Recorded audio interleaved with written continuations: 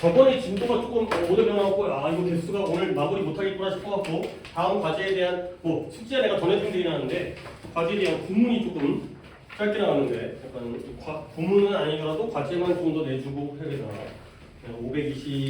536번까지를 숙제로 준비했는데 지금 전화가 되니까 536번인데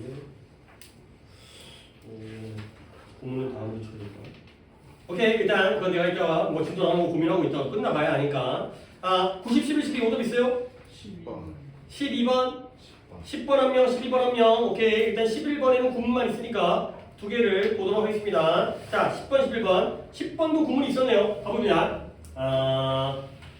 저번에 우리 무슨 단어 얘기하다가 이로워드 같은 거 나왔던 것 같은데 그때 뭐 풍화작용 웨더링도 나왔던 것 같고 단어장 얘기했던 것 같은데 그거는 그렇죠? 이로워드라는 게 침식이에요 근데 이거 지금 누구예요? 이거 도현이 혼자 틀렸죠? 도현이 혼자 틀렸지만 얘네 잘 보세요 이게 어떤 의미를 갖는지 보세요 토양의 침식이에요 침식은 뭐예요? 비바람이 불어서 토양과 돌이 깎여 나가는 게 침식입니다 이게 새로운 일이 아니래요 결국 뭐예요? 옛날부터 침식은 있었다는 거죠 왜요? 켜졌죠?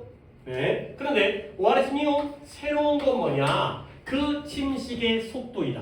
가 되는 거죠. 물론 속도가 느려졌을 수 있어요. 근데 침식은 옛날에도 있었고 지금도 있지만 근데 우리가 상식적으로는 속도가 새로운 거니까 옛날에는 느렸다라면 지금은 어떻겠어요?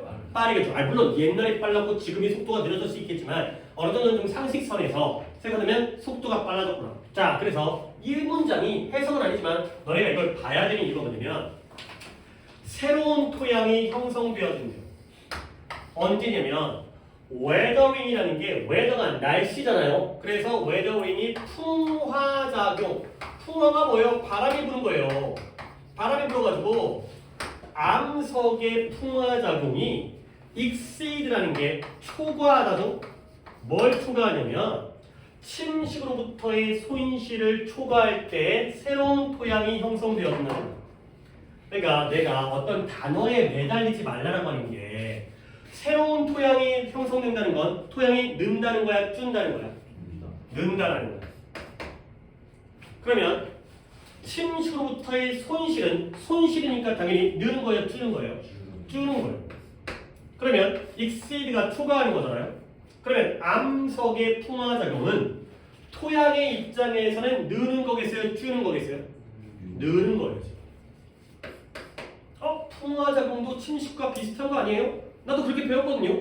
풍화작용이 일어나면 돌과 흙이 침식되어져가지고 사라지고 날아가는 거 아니에요? 깎여나가는 거 아니에요? 근데 이건 그게 아니라는 거야. 왜냐면 토양이 만들어지려면 당연히 얘가 마이너스면 마이너스가 마이너스를 초과하면 더 마이너스가 되겠죠. 말이 안 되잖아요.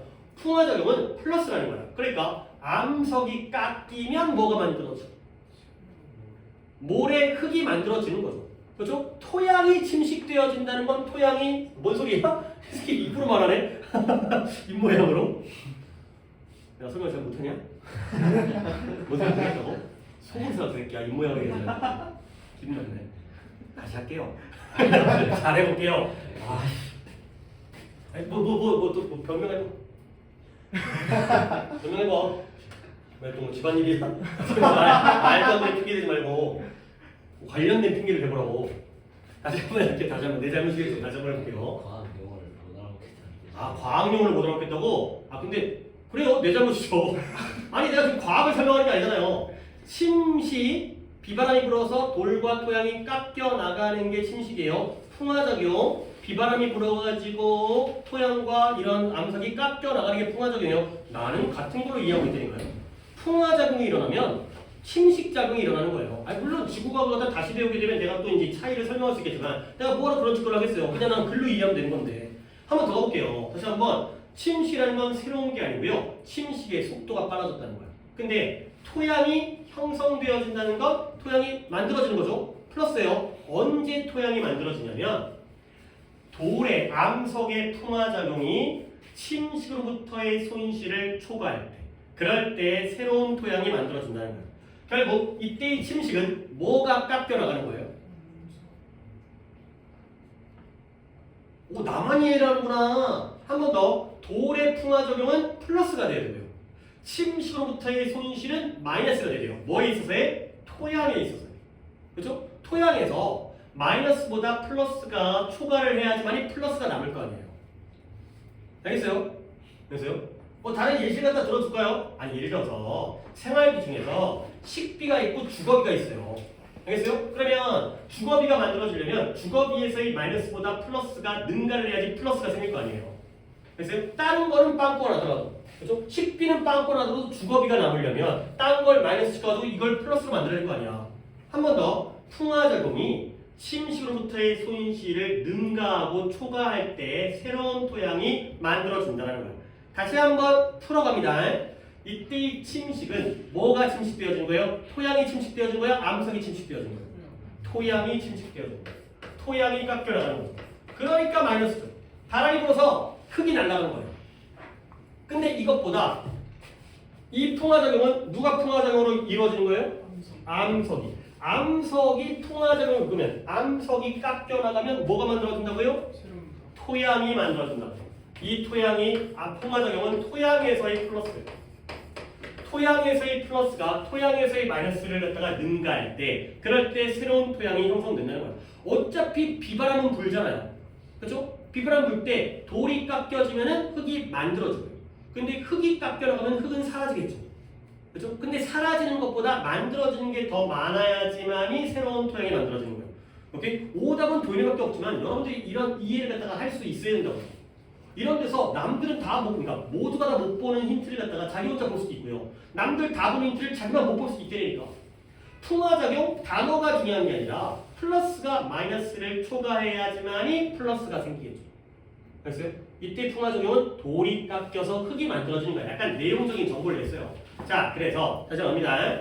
들어 해선 어딘가에 있는데 다음 문장이니까 에선 포인트인가요? 어딘가에 있어요? 에선 포인트, 리센트 포인트네요. 자, 대부분의 지구의 지질학적인 역사를 통하여 지구가 47억 년 됐다며요. 그 역사를 통하여 그 결과는 점진적이고요. 장기적인 빌드업이었어요. 쌓여 올라가는 거죠. 토양의 빌드업, 빌드업 쌓여 올라가니까 플러스에 마이너스예요. 플러스예요. 구축해가는 거야. 근데 그것이 뭐를 vegetation, 초목을 갖다가 지탱해주고 있다는 거죠. 결국 매일매일은 아주 작은 차이지만 49억 7억 년 동안 쌓이니까요. 그것들이 바로 이 토양이 쌓여서 초목을, 풀과 나무를 뒷받침해주고 있는 거예요. 오케이? 그러면 이 초목이 풀과 나무가 그 결과 침식을 감소시켜요. 우리 또 중학교 때, 초등학교 때 배웠던 거 있잖아요. 민둥산이 있고요. 숲이 있는 산 중에서 비바람이 불었을 때 어디가 더 많이 깎여나가요? 민둥산이 깎여나가죠. 왜냐면 풀과 나무들이 뿌리가 있잖아요. 뿌리가 토양을 잡고 있다 보니까 나무가 심겨져 있으면 비가 와도 흙이 안 휩쓸려 내려오는데 아무것도 없는 산의 경우에는 휩쓸려서 산사태 나잖아요. 그러면 토양이 많아지면 풀과 나무도 많아져요. 풀과 나무가 많아지면 토양을 어떻게 해요? 붙잡아요. 그러면 침식작용이 어떻게 돼요? 줄어요? 줄어요. 오케이? 이런 선순환 효과가 이루어지는 거야. 결국 그 결과 이 초목이 토양의 침식을 갖다가 감소시켜요. 그러면 이러한 상층토, 여기 토양이죠. 토양의 축적을 더 촉진시키는 거예요. 오케이? 흙이 많으니까 나무가 많아지고 나무가 많아지니까 또 뭐가 많아져? 흙이 또 많아진다는 거야. 이런 것들이 사이클로 돌아가는 거죠. 근데 이제 뭐 그러나가 나올 것 같아요. 다음 문장을 까먹었는데 정현인가요? 먼저. 역사의 어느 최근 시점. 그렇죠. 역사 중에 어떤 최근 시점에서 새로운 토양 형성을 초과하는 바람과 물의 침식으로 인한 토양의 손실과 함께 일어난 관계가 그렇죠. 이런 관계가 역전되었다가 된 거죠. 근데 역시 오늘도 두 번째 나오는데 또 이제 이 위드 아직 여기가 잘 안 보이는 거야. 좀 더 해야 돼요.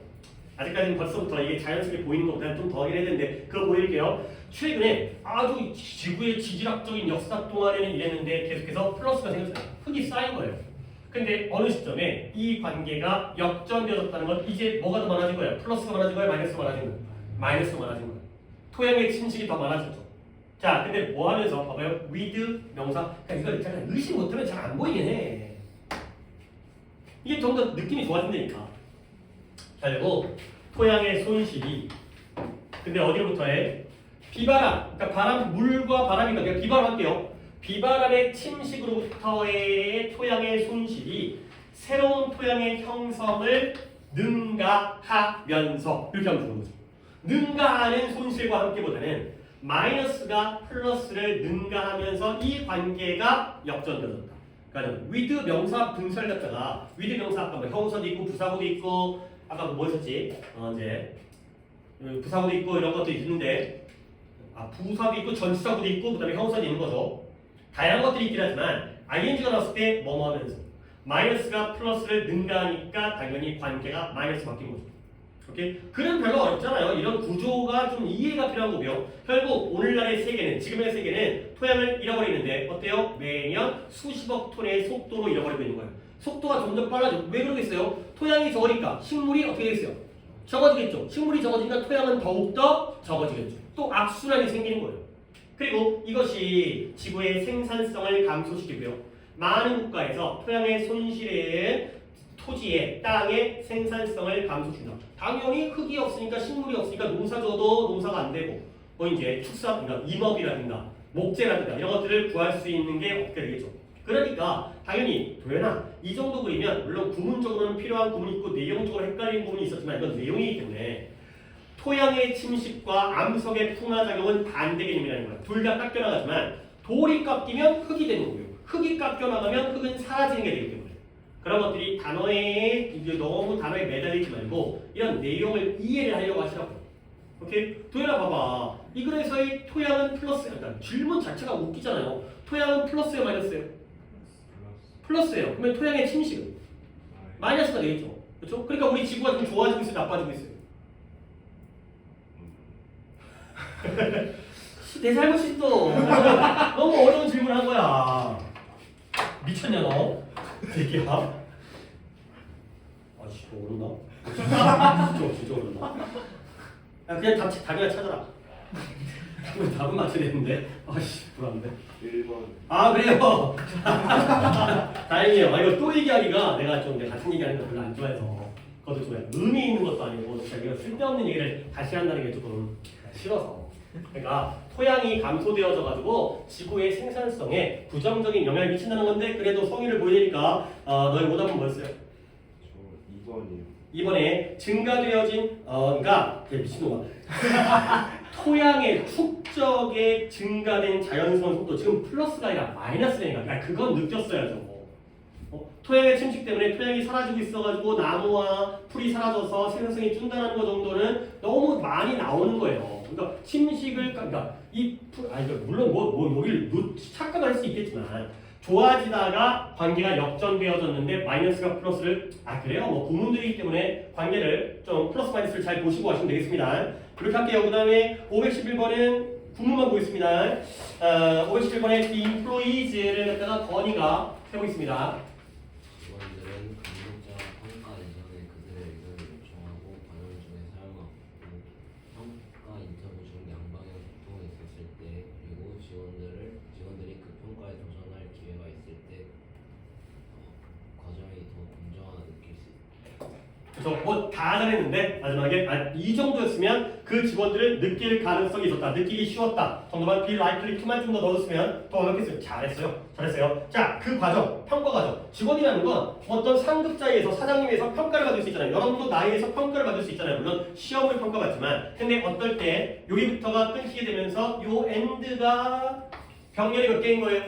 그쵸? 그런 걸 느끼면서 해석했기 때문에 when 이게 되겠어요. 근데 여기에 병렬은 물론 우리가 구조적으로 중요하지만 공통점이 있어요. 어쩔 때예요? 이 직원들이 평가 과정에 뭐 할 때? 참여할 때. 그렇죠? 그게 다 공통이잖아요. 그것만 잡아줘. 야, 니네 평가하기 전에 니네 어떤 참여를 갖다가 요구하고요. 그 참여를 사용하는 거예요. 니네가 하는 말. 야, 이번에 요즘에 좀 어때? 이런 것들. 그 다음에 양방향이니까 일방향이 아니라 양방향이니까 참여고요. 그 다음에 그 직원들이 도전할 수 있는 그거 틀린 것 같아요. 다 참여죠. 참여하면 본인이 참여하는 평가 과정을 좀 더 공정하게 느낀다. 그러니까 이런 병렬이 구조적인 병렬에서 우리는 공통점을 찾으시면 되는 거구나. 그렇게 또 그 글의 이해에서는 필요한 거죠. 병렬이 많아질수록 중요도는 떨어지니까. 각각의 중요도는 떨어지기 때문에 거기서 그 윗단계, 참여라는 윗단계를 찾아내시면 되겠어요. 만약에 오답자가 있었다면 내가 이걸 강조해서 문제를 풀어줬겠죠. 이 윗단계는 참여 아니냐가 되는 거고요. 512번 갈게요. 12번은 해석은 없지만 오답자가 한 명 있는 거고요. 갑니다. 심포니라는 게 교향곡이죠. 그 다음에 오케스트라가 교향 악단이죠. 자, 물론 뭐 여러 가지 밴드도 있고 아이돌도 있긴 하겠지만 가장 많은 악기들, 관현악기, 그다음에 관악기, 현악기, 타악기 이런 다양한 악기들이 한 몇십 개씩, 물론 바이올린이 한 대가 아니라 여러 대긴 하지만, 그다음에 플룻도 여러 대가 나오긴 하겠지만 여러 것들이 모여 있는 게 바로 오케스트라가 되겠어요. 그래서 아니 그 단어를 다 먼저 얘기할게요. 이게 오케스트라가 이게 관현악단이잖아요. 관현악단. 관악기와 현악기가 합쳐져 있는, 관악기라는 건 불어서 소리가 나는 거고 현악기라는 건 줄을 띵겨갖고 바이올린 같이 첼로 같이, 관악기와 관혁이 아니라 관현악단, 관악기와 현악기가 합쳐져 있는 이 오케스트라가 뭐냐면 이 오케스트레이트가 조화를 이루다요. 조화롭게 하다. 그러니까 여러 가지를 짬뽕해. 그러니까 쉽게 말해서 뭐 좋아하는 게 막 대단한 게 아니라 섞은 거야, 섞은 거. 아니 좋아하는 게 한 개를 어떻게 조화를 이루겠어요? 여러 개를 갖다가 잘 섞은 게 바로 오케스트레이트, 조화롭게 하다. 그래서 관현악들이 오케스트라가 되는 거죠. 일단 단어만 미리 얘기했습니다. 뭐 이런 거는 단어장에 절대 있는 단어가 아니기 때문에. 무서웠어.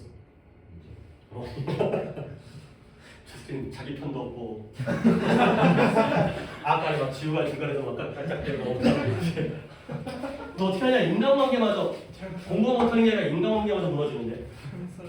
그래 다시 태어나야 돼. 너 공부 열심히 해갖고 어디 잠깐 그 좋은 대학 가고 신문 세탁해. 그러잖아. 다른 애들이 쫓아오지 못할 방법은 여러 가지구나. 근데 가갖고 이제 신문 세탁해. 다시 한번 다시 태어난 거죠. 자, 갑니다. 우리 신체는 교향곡과 같아요. 근데 이 교향곡에서 어떤 일이 생기냐면 수천 개의 신진대사가 뭔지는 이따가 그냥 추가해서 설명할게요. 행동들이 조화롭게 이루어지는 거예요. 이런 하나의 하모니로서 뭘 통해서 지속적으로 아주 미세한 튜닝, 조율과 의식과 근데 무의식의 조율의 이러한 지도 속에서, 그러니까 의식이라는 건 우리가 운동을 하는 거고요. 무의식이라는 건 우리 몸속에서 소화가 이루어지는 거죠. 그러니까 여기까지 딱 읽었을 때 우리 신체는 하나의 교향곡이구나. 근데 그것이 서로 여러 가지가 조화를 이루는구나. 근데 거기에 혹시 의식과 무의식의 대조관계가 나오지 않을까? 이런 정도를 생각하면 글을 읽는 거예요. 이 부분에 해석이 없었죠. 그러니까 이제 물론 소재는 뭐예요? 바디죠, 그렇죠? 우리의 몸에 대한 얘기라는 걸 놓치면 안 되고요. 너무나도 기본적이어서 내가 이걸 놓쳤는데, 우리의 몸은 교향곡이고요, 조화를 이루고요, 그 다음에 의식과 무의식이 함께 결합되어지는 거예요. 그러니까 우리 몸이 의식적으로 운동해갖고 몸을 좋게 하기도 하고요. 그 다음에 무의식적으로 내 뱃속에서 이루어지는 소화는 내가 어떻게 관여할 수 없는 거잖아요. 이런 것들이 다시 잘 조화를 이루는 거죠. 근데 이 조화가 깨지면 얘네들은 아닌 것 같다. 조화가 이룰 때와 안 이룰 때니까, 그러면 몸이 우리에게 정보와 신호와 증상을 보여줘요. 근데 어떻게? 매우 직접적이고 명확한 방식으로. 조화가 깨지면 몸이 뭐 해준다고?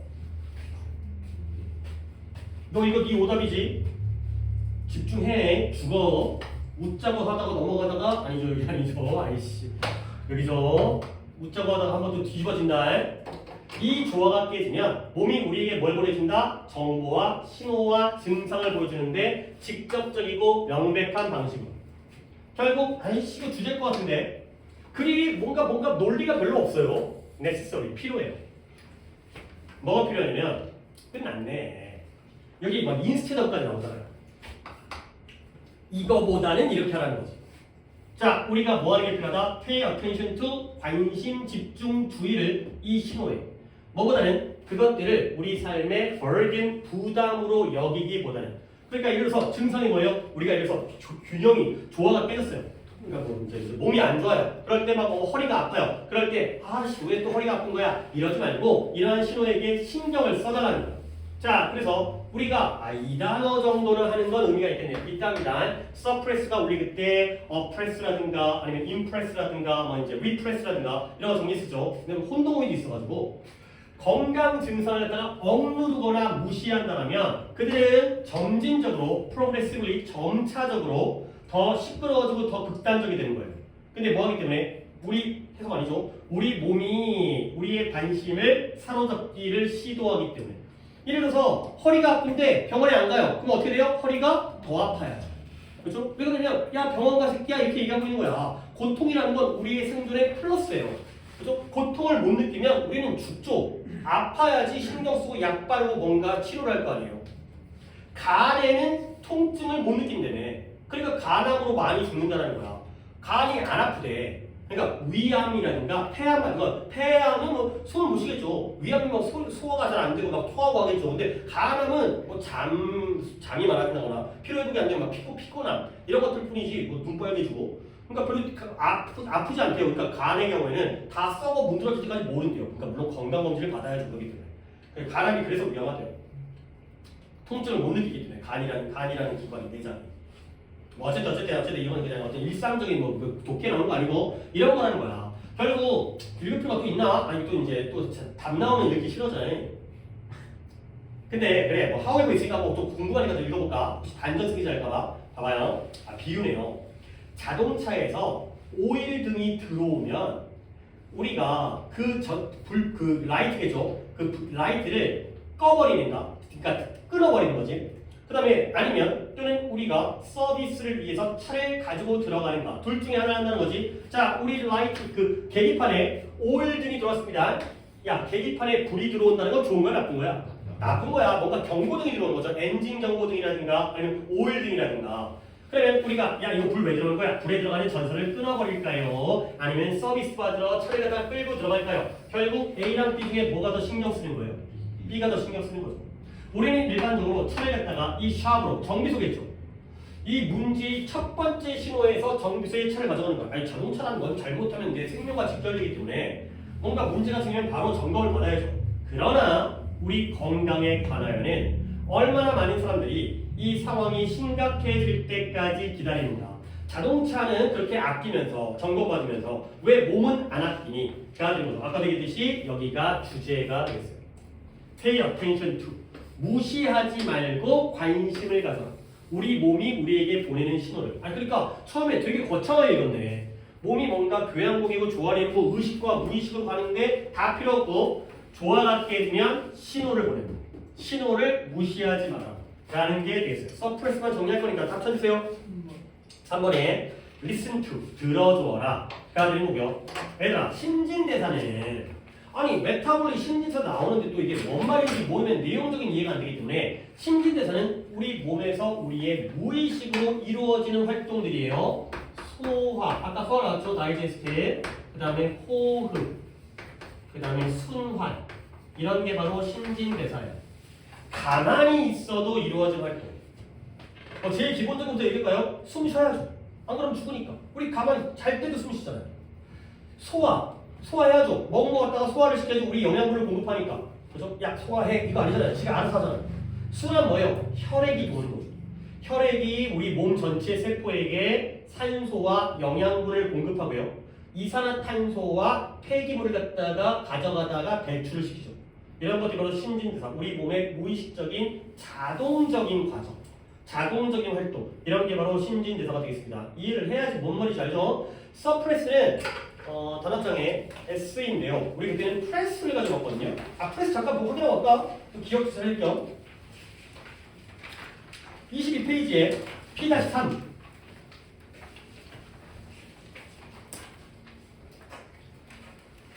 프레스가 누르다는 건 당연히 프레스가 누르다의 뜻이잖아요. 원래가 뭐 이거 어원을 떠나서 프레스가 누르다니까.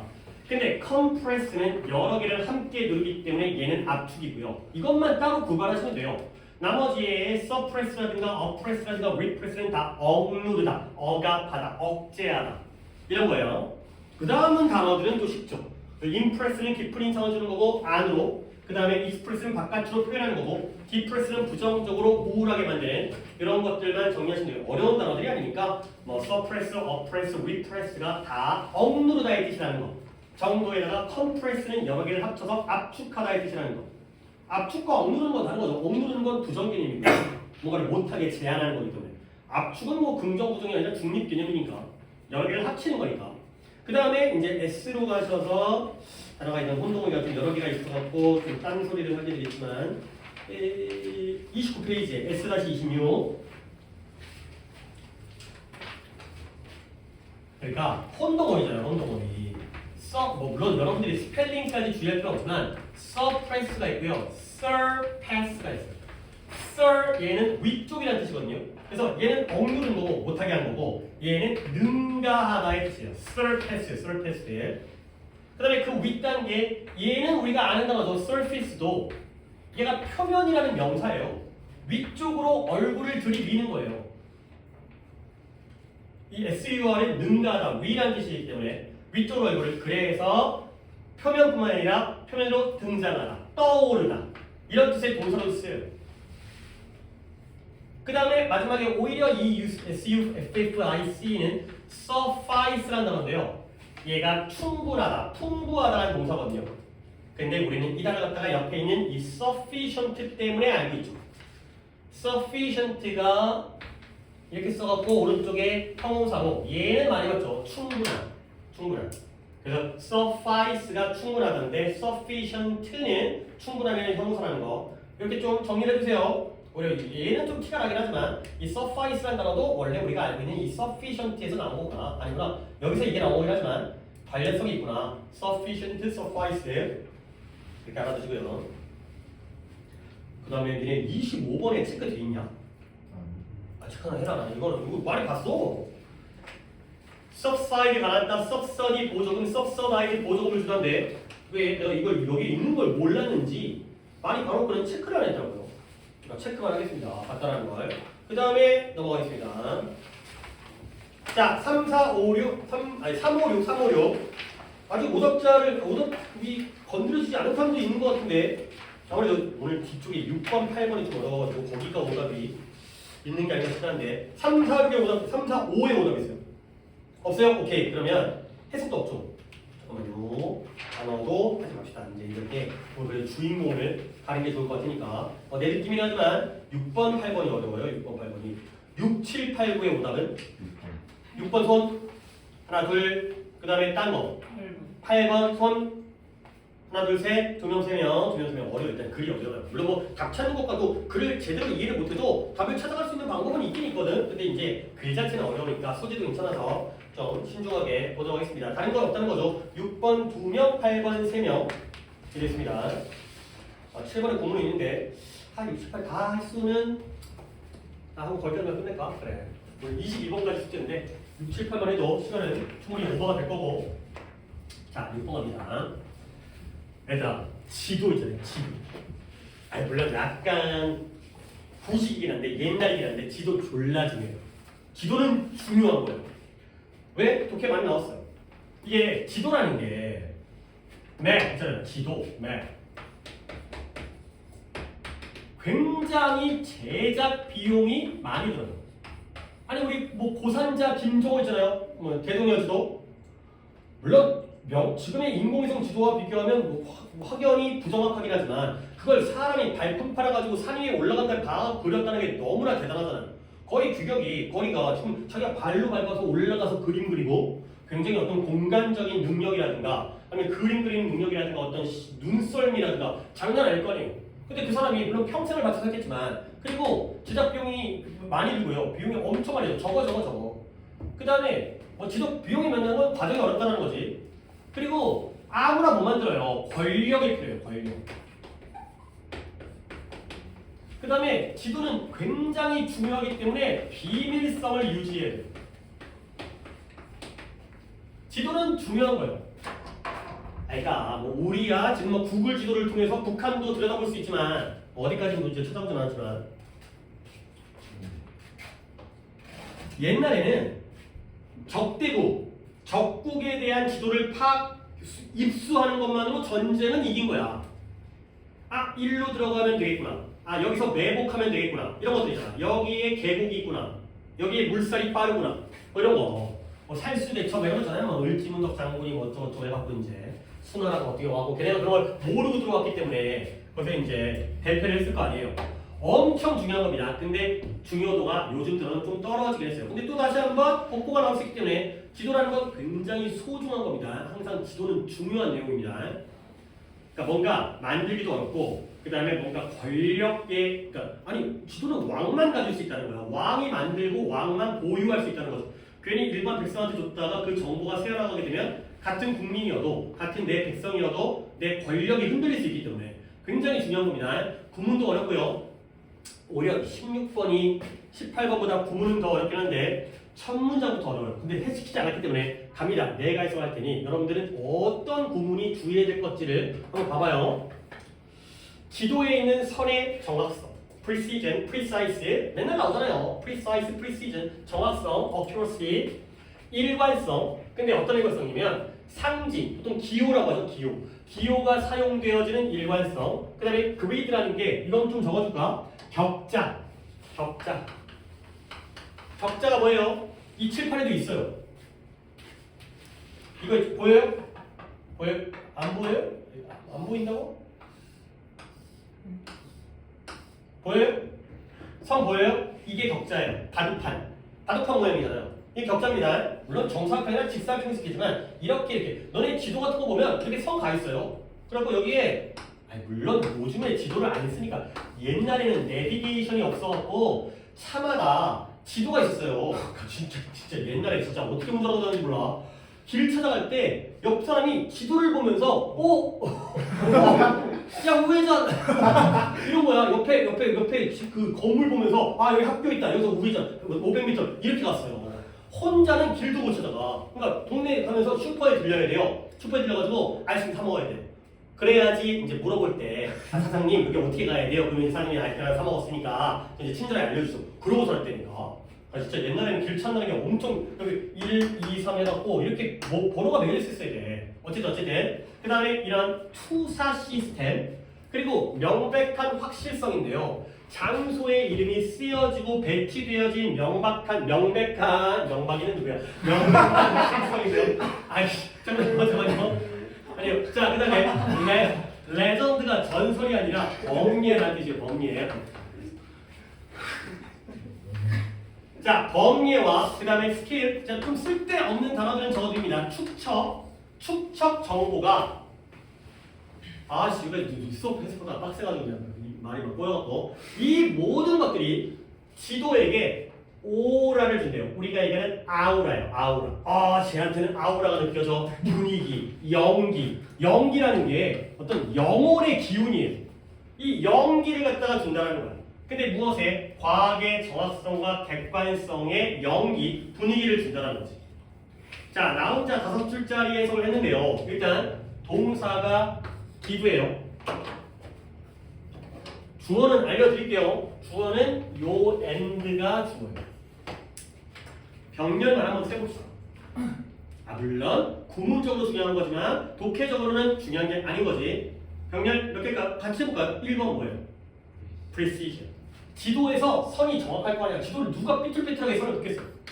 2번은 뭐예요? consistency. 일관성이 있어요. 아니 학교를 표시할 때 어떨 때는 이렇게 하다가 어떨 때는 이렇게 하거나 그러면 안 되겠죠? 이거는 일관성이 깨지는 거 아니야. 그 다음에 3번은 뭘까요? grid와 and or projection system. 격자 시스템, 투영 시스템. 그 다음에 4번은 certainty, 확실성. 그러니까 이런 것도 봐. 위드 위치 나왔지만 확실성을 가지고서 장소의 이름이 쓰여지고 배치되어지는 거예요. 그렇죠? 여기 배치가 여기 안양에다 엿다 써버리면 안 되고 확실하게 엿다가 딱 써요. 여기 동안구 딱 써야 된다는 거죠. 명칭을 갖다. 오케이? 그리고 나서 다음 번호는 어디에? 범례와 축척의 정보 이렇게까지가 되는 거죠. 그러니까 지금까지 1번부터 5번까지 읽었지만 구조 파악은 필요하지만 결국은 뭐예요? 지도는 정확하다는 거야? 안 정확하다는 거야? 정확해요. precision, consistency만 살려도 돼요. 정확성과 일관성이 지도에게 과학적 정확성과 객관성의 분위기를 준다는 거예요. 지도는 정확하기 때문에 우리가 지도를 보면 뭘 느낀다? 정확하구나. 이건 객관적이구나. 이건 과학적이구나. 이러한 느낌을 준다는 거죠. 오케이? 자, 그 다음에 또 양보가 나오네요. 뭔가 힘든 문장을 이겨냈는데 양보가 나왔다는 건 우리의 또 길의 방향을 제시하니까 놓치면 안 되는 거야. 비록 주관적인 해석이 이러한 카토그래픽이라는 지도 제작적인 요소의 구성에 주관적인 해석이 들어가긴 하지만 양보 완성된 지도는 authoritative 권위적인 진실을 표현하고요. 이 세상에 대해서. 그리고 어떠한 관심과 영향으로부터도 분리되어지는 것처럼 보인다는 거죠. appear to. 오케이? 자, 그러면 양보라고 했죠. 방향을 잡으셔야 돼요. 한 번 더 해석할 테니 제가 뭘 해석시키기, 뭘 요구하겠어요? 이걸 기준으로 앞과 뒤에서 대조적인 걸 찾으셔야 돼요. 됐어요? 뭔가 키워드를 잡아야 되는 거지. 아니 근데 키워드는 반대일 거니까 여기 있는 단어랑 여기 있는 단어가 서로 반대적인 게 나오면 그게 키워드고 그걸 살려 해석하면 되는 거야. 비록 주관적 해석이 지도 제작적 요소의 구성에 들어가긴 하지만 그렇지만 완성된 지도는 권위적인 진실을 표현하고요. 세상에 대한 그리고 어떤 관심과 이익으로부터도 분리되어져 있는 것처럼 보인다. 까지가 되겠어요. 오케이? 앞에 거가 쉬우니까 앞에 있는 although 절에서는 누가 키워드예요? subjective. 비록 주관적인 것도 있지만 그러면 결국 우리는 뒤에서 객관적이라는 말이 없어도 그것과 관련된 단어를 찾아야죠. 뭐 있어요? authoritative, 권위적. 선생님, 권위적이라는 게 왜 객관적인 거죠? 그러니까 예를 들어서 주관적이라는 건 사람마다 개별적이라는 거고요. 권위적이라는 건 하나의 힘이 있다는 거지. 그러면 똑같아지겠죠. 그리고 나는 여기도 찾을 수 있을 것 같아요. 어떤 관심과 이익으로부터 어떻게 돼 있어요? 분리돼 있어요. 주관적이라는 건 내 관심, 내 이익이 있다는 거잖아. 근데 객관적이라는 건 이런 데에서 분리돼 있다는 거죠. 이렇게 잡아야 되는 거야. 자, 그래서 the very trusted 바로 그 신뢰. 어떤 신뢰냐면 이러한 명백한 여기 나오네요. 객관성. 이제 나오잖아요. 기대를 했더니 나오잖아요. 이 명백한 객관성. 지도는 객관적이다. 이러한 명백한 객관성이 영감을 주는 inspire, 영감을 주는 그러한 신뢰가 바로 그 신뢰가 what makes 그 신뢰가 뭐 주어 동사는 trust가 주어고 이지가 동사예요.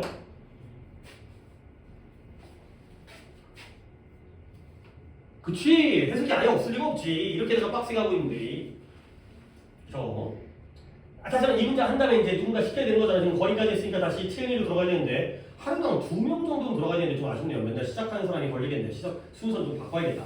자, 다시 한번 바로 그 명백한 apparent 눈에 보이는 명백한 appear 드러나는 객관성이 영감을 주는 그러한 신뢰가 무엇이다? 만들어주는 것이에요. 뭐라는데요? 지도를 그렇게 강력한 아이디올로지, 뭐 아이디어에서 나온 건데 이념의 전달자로서 지도를 만들었어. 지도라는 건 이념의 전달자다. 가 되는 거죠. 자, 그 다음 다음을 갖다가 채은이가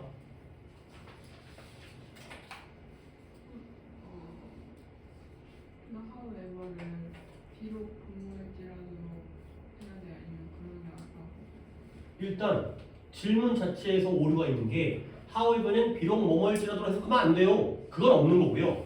그건 없는 거고요. 넌 지금 now랑 헷갈린 것 같은데 그러니까 지금 약간 채연이가 좀 뭔가 착각을 하고 있기 때문에 내가 이거만 좀 잡아드리고 다시 복귀를 적어있습니다. 제가 여러분들에게 요 now와 however를 설명을 드리면서 둘 다 컴마가 있을 때는 그러나라고 하라고 했죠.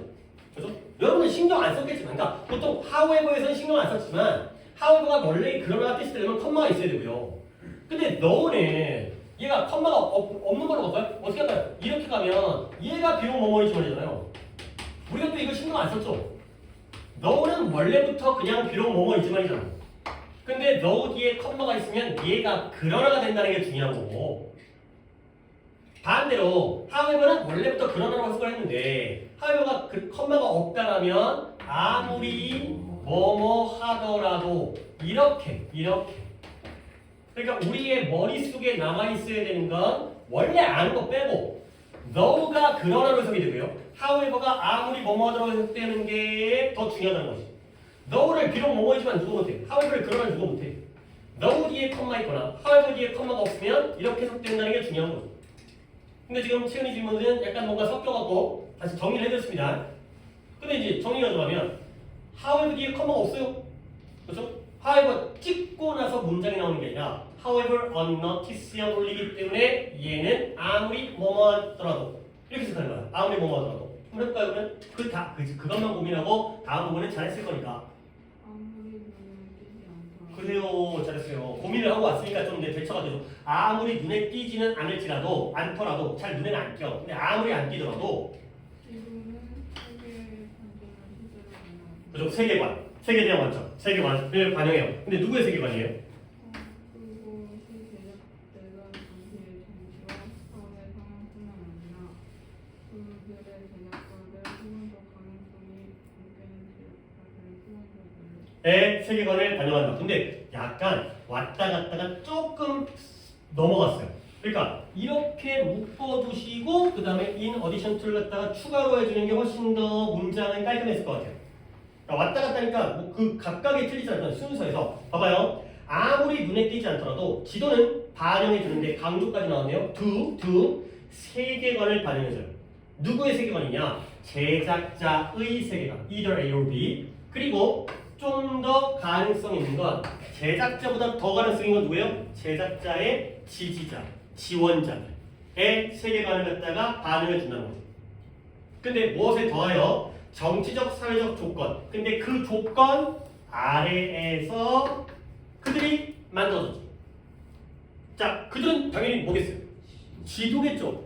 지도가 만들었던 그 당시의 정치적, 사회적 조건에 덧붙여서 제작자한테 지원해주는, 돈 내준 사람들의 세계관을 갖다가 반영해준다는 거예요. 여러분에게 어려운 게 이런 거예요. 여기서 however는 아무리 뭐뭐 하더라도, 아무리 눈에 띄지 않더라도, 근데 여기서 반전이 생겼어요. 아까 지도는 뭐하다? 주관적이긴 하지만 뭐하다? 객관적이다. 그렇죠? 근데 아무리 눈에 띄지 않더라도 만드는 사람과 만드는 사람에게 돈 내주는 사람의 세계관을 반영한다는 건 주관적이라는 거예요? 객관적이라는 거예요? 주관적이라는 거예요.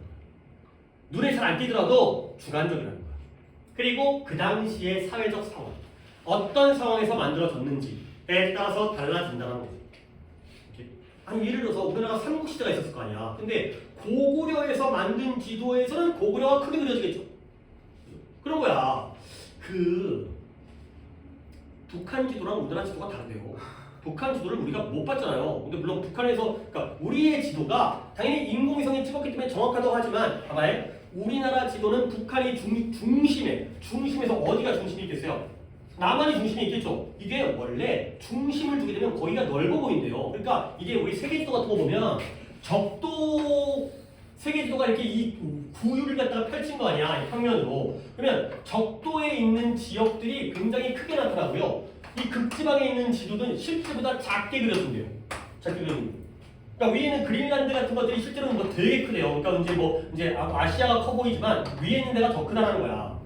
면적을 재보면. 그러다 보니까 우리나라 지도가 이래서 이제 우리나라 뭐 이렇게 있잖아요. 근데 북한의 경우에는 약간 뭐 이런 식으로 그림을 그리면, 그러니까 초점을 잡으면 여기 이제 여기 중심을 여기다 둔 거지. 그렇지? 그러면 여기가 커 보이고 여기 이렇게 붙어 있는 이게 되는 거고. 남한의 경우 여기다 중심을 잡으면 이제 여기가 큰 다음에 여기 약간 붙어 있는 이런 식으로. 그러잖아요. 그러니까 어느 상황인지에 따라서 지도가 영향을 받는다는 거야. 이렇게 주관적이라는 얘기. 그러니까 이런 게 어려운 거야, 이런 게. 끝났나요? 더 있죠? 그래서 지금 여기까지 중에서 이제 처음 나오고, 이게 처음 다 뒷페이지 나온 게 지금 최근에 처음 했던 것 같은데. 그래서 some of the simple 간단한 이념적 메시지가 어떤 지도가 전달해주는 이런 메시지가 포함하고 있대요. 뭘 포함하느냐? 여기 나오네요. 포함하는 목적어를 갖다가 추가 부연 설명으로 콜론으로 추가하고 있습니다. 지도에는 어떤 이념적인 메시지가 있냐면, 이 땅은 이젠 has long been 누구 거였다? 우리 것이고 우리 거여왔다. 이 땅은 우리 거야. 그리고 여기가 세상 우주의 중심이다. 그리고 만약 우리가 이 땅을 주장하지 않으면 우리가 두려워하는 적이 뭐 할 것이다? 너 놓치지. 그치, 클레임 할 것이다. 우리가 이 땅을 갖다가 내 땅이라고 안 하면, 우리가 독도는 우리 땅이라고 안 하면 누가 주장하겠어요? 일본 놈들이 하겠죠. 그러니까 우리나라 지도에서는, 봐봐요, 우리나라 지도에서는 이런 거 봤죠. 여기에 물lum도가 좀 더 크죠. 이렇게 한 다음에 이거 알아요? 그죠? 이렇게 한다고요. 오케이? 안 보일까봐, 눈 아픈 사람들은 안 보일까봐 야 졸라 크게 따로 투척을 맞춰갖고 이거 우리 땅이야 라고 표시를 한다고 이렇게. 이렇게 안 해놓으면 이 새끼들이 지네 땅이라고 우길까봐. 지도라는 건 이런 이념적 메시지를 갖고 있다. 라는 거죠. 구문도 어려웠지만 지도는 딱 보기에는 굉장히 과학적이고 정확하고 객관적인 것처럼 보이죠? 오케이? 하지만 알고 보면 뭘 담고 있다? 주관적이고 이념적인 메시지. 이건 내 거다. 우리가 중심이다. 이런 것들을 전달해 주는 게 바로 지도라는 거예요. 어려워요. 지도는 원래 어려워요. 지도 내용이 어려워요. 지도가 내용이 어렵습니다. 자, 그래서 답은 자 이제 이거 오늘 여기까지만 하겠습니다. 봐봐. 1번 권위는 권위인데 믿을만한 지도로부터 도출되어지는 권위. 2번 정치적 사회적 갈등 지도에 의해서 초래되어지는. 3번 왜요? 응? 어? 아 그냥 아무것도 아니라고? 네. 알았어요. 내가 뭘 잘못했어. 아니에요 그래갖고 기분 나쁜데 왜 그러는 거야? 왜 뒤적거렸어요? 아니 내가 왜 앞을 보냐고 새끼야. 그리고 나서 집중을 아예 내 시선을 피하던 나라도 그러니까 이렇게 한다고 나를 뻔히 보고 있어. 그러면 씨발 내가 뭘 잘못했던 거야? 내가 뭐 딴 데를 읽는 거야? 왜 쳐다봐 임마 그냥. 다시 한번 너 이씨 잠깐만요. 이게 응징을 해야 되거든요. 이거 세상은 항상 이게 그래야 되거든. 그러니까 이제 권선징악이 있어야 돼 이거는. 그렇지 않으면 배우는 얻는 게 없어. 자, 이거는 내가 너 하나 시킬 거야. 저기 3번에 이념은 이념인데 지도의 객관성 아래에 놓여져 있는 자리 잡고 있는 이념. 그 다음에 4번에 조건은 조건인데 지도를 정확하게 만드는 것의 필수적인 조건. 그 다음에 5번에 주관성은 주관성인데 지도 제작의 창의성을 규정하는 주관성이 되겠어요. 오케이? 자, 괜찮은 답이 매력적인 오답이 하나 있어요. 오케이? 그러니까 1번은 권위는 객관적인 걸 담당하는 부분이었어요. 그죠? 아까 권위적이라는 건 객관적인 것이었죠? 우리는 지금 뭘 찾아야 돼? 주관적인 걸 찾아야 돼요. 그 다음에 2번에 지도 때문에 정치적, 사회적 갈등이 만들어진다는 얘기도 없죠. 그렇죠? 아니 그럴 수 있겠지만 그건 상상이기 때문에. 그 다음에 이념이 봐도 주관성이죠. 근데 그게 지도의 객관성 아래에 놓여져 있으니까 겉으로는 객관적이지만 알고 보면 주관적이다. 그러니까 되는 거죠. 답은 3번이죠. 그 다음에 4번은 지도를 정확하게 만들다의 얘기가 아니에요. 정확하게 만드는 건 객관성 부분이에요. 그렇죠? 정확하게 겉으로 보이니까. 근데 5번은 subjectivity 이게 함정이죠. 우리가 주관성을 찾을 거라고 생각했기 때문에 이건데 뭐가 오답이에요? 크리에이티비티가 왜 나와요? 지도가 창의적이면 돼? 안 되죠. 이야 너 지도가 참 참신하구나. 말해야 되는 거지. 알아보게 만들어야 될 거 아니야. 규격에 맞게. 그래야지 일단은 객관적이고 정통적이고 권위 있게 만들어야 되는데 알고 보면은 그 안에 이념적인 메시지가 숨겨져 있다는 내용이라는 거죠. 그러니까 긁어낼 수가 있어야 돼. 함정을 갖다가 이게 이리 와봐 이렇게 시킨다고 오히려. 오케이? 너 17번은 우리가 오답이 없잖아요. 17번에 the fact that 이 문장 해석하세요.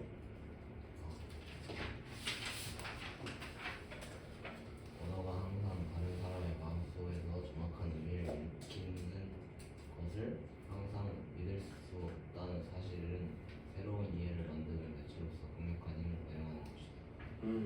오케이 잘했어요. 근데 해석을 또 이건 오답자가 없어가지고 해석을 좀 해볼게요. 이게 어떤 말인지 제가 좀 설명을 드리고 좀 마무리하겠습니다. 봐봐요. 사실은 사실인데 언어가 항상 reliable 믿을만하지 않다는 사실입니다. 얘들아 상식적으로 믿을만하지 않다는 건 좋은 거야 나쁜 거예요? 나쁜 거죠. 근데 그 사실인데요.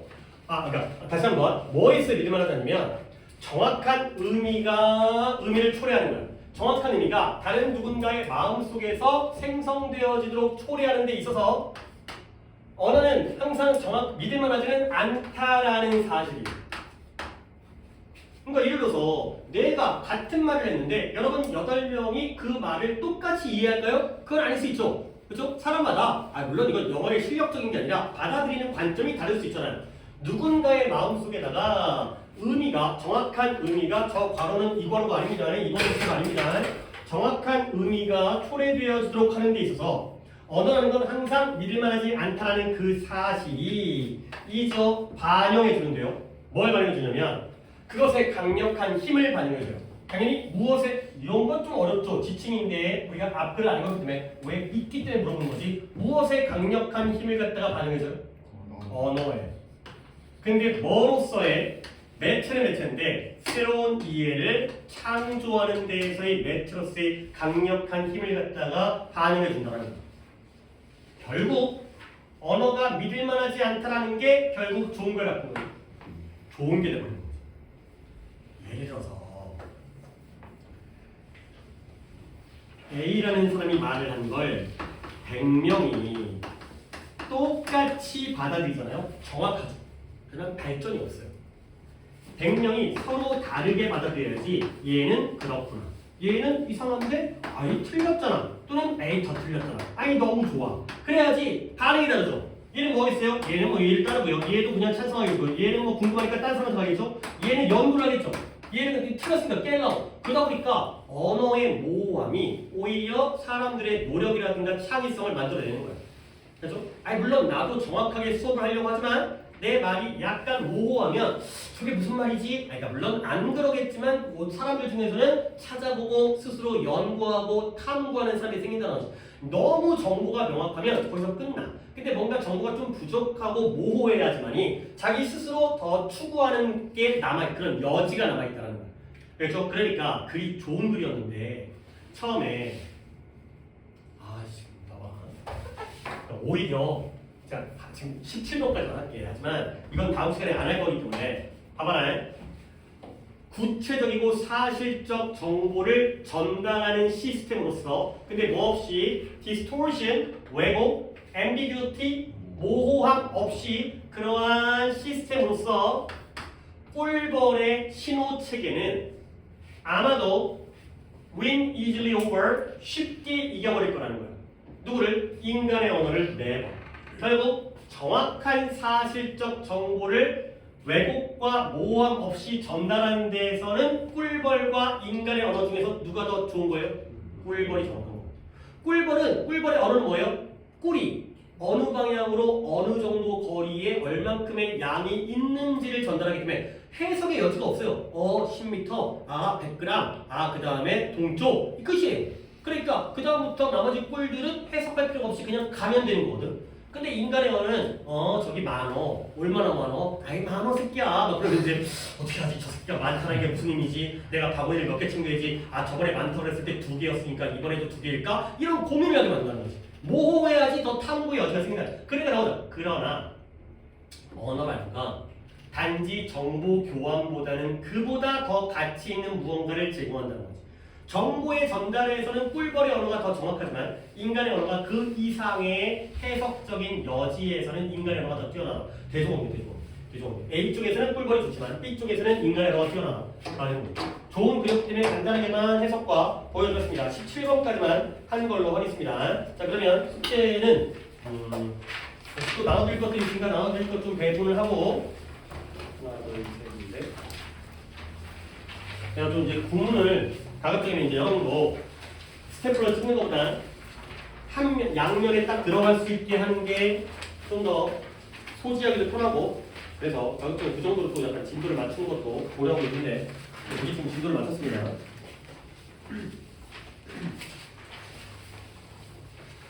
하나지. 여기 하나 들렸다. 하나 남겨.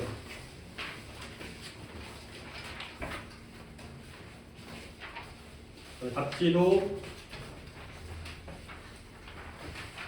이렇게 뭐 구문 숙제는 내일 프린트가 나가겠지만 솔직히 이거 구문은 전체 다 만들어놨거든. 그렇다. 아니 싹 다 주고 그 다음에 진도에 맞춰서 아니야 그러겠지. 뭐가 더 편하냐? 그때 뭐가 좋아요? 그때 줄까요? 아니면 한꺼번에 다 줄까요? 그때 나아요? 오케이? 그게 어려운 건 아닌데 그냥 나눠주는 시간 같은 게 좀 아까워서. 오케이 숙제를 말씀드리면 오늘 517번까지 한 거니까 오답은 몇 개 없으니까 그냥 오답은 무관하게 국회는 523번부터 빈칸도 아닌데 고쳐 풀기까지는 별로 중요하지 않을 것 같고요. 530 까먹었네. 536번까지 원래 구분을 갖다 했는데, 그럴 수가 없겠네요. 537번에도 구분이 있네요. 어차피 숙제를 얼마 덜 나가지만 이렇게 해오시도록 하시고요. 그 다음에 단원은 일단 단원부터 먼저 설명을 드리면서 추가적인 거 설명할게요. 단원은 월요일날 클리닉이 파트 5에 61부터 72과 하시는 분과 파트 4에 16부터 25까지 하시고요. 그 다음에 수요일날 단원은 당연히 파트 5에 70, 파트 5가 92까지지 73부터 78까지와 파트 4에 26부터 30까지가 되고요. 그 다음에 역시 추가 단원은 금요일날 확인하는 거니까 금요일까지는 추가 단원을 갖다가 6부터 10강까지를 해서 숙제로 가져오시면 되겠습니다. 그 다음에 뭐 별거 아닌데 클리닉 5월 25일이 뭐 이제 석가탄신일 대체 공휴일이지만 클리닉은 정상 수행을 해드리니까 나가는 길에 챙겨가시고요. 근데 내가 약간 의심스러운 건 이날이 빨간 날이어가지고 아마 여기 초등이라든가 다른 수업들은 휴강일 수도 있어요. 근데 우리랑은 아무 상관이 없는 거지. 그렇다면 이쪽이 닫혀져 있잖아요.